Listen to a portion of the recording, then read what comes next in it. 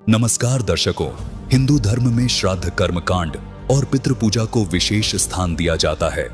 लोगों में प्रचलित मान्यताओं के अनुसार ऐसा माना जाता है कि श्राद्ध समय में पृथ्वी लोक में पितरों के लिए भोजन और जल अर्पित करने से उनकी स्वर्ग लोक में तृप्ति होती है।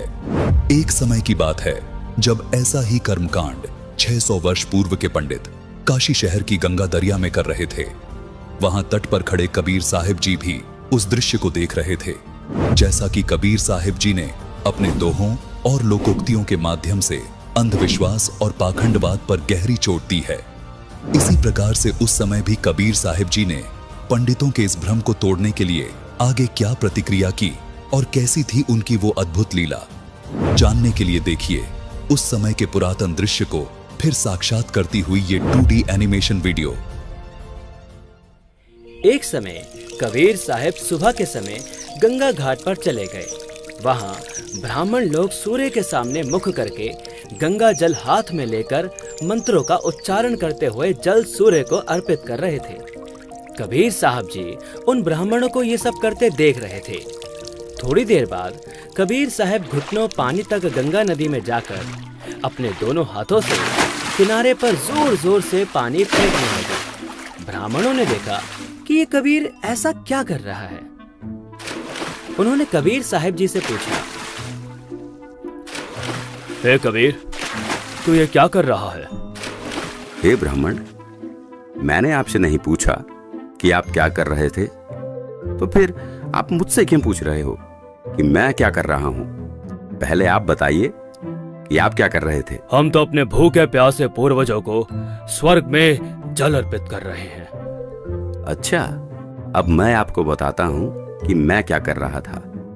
दरअसल मैंने अपनी झोपड़ी के आगे एक छोटी सी बगीची लगा रखी है। मैं उसे सींच रहा हूं। अरे भाई, तुम्हारी झोपड़ी तो यहाँ से काफी दूर है, उसे ये पानी कैसे मिलेगा?